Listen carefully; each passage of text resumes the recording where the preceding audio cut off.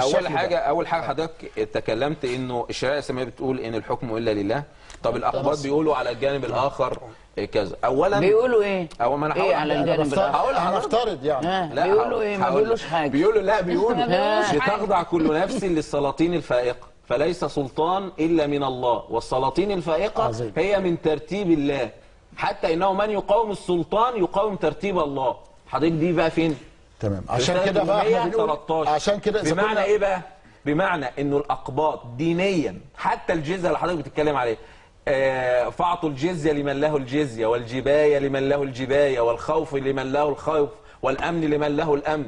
الاقباط المسيحيون مأمورون بالانصياع والائتمار بكلام السلاطين الفائقة، ألا وهم الرؤساء والمتحكمين في الدول التي يعيشون فيها. بس على فكرة انت عارفة حضرتك لا دي واحدة دكتور حسام.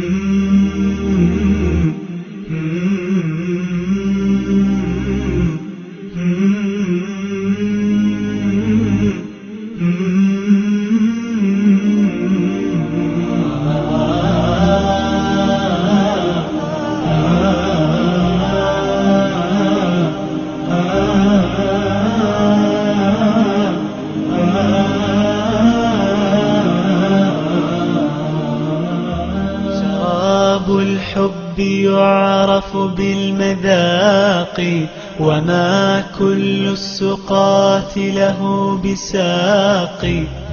شراب الحب يعرف بالمذاق وما كل السقاة له بساق.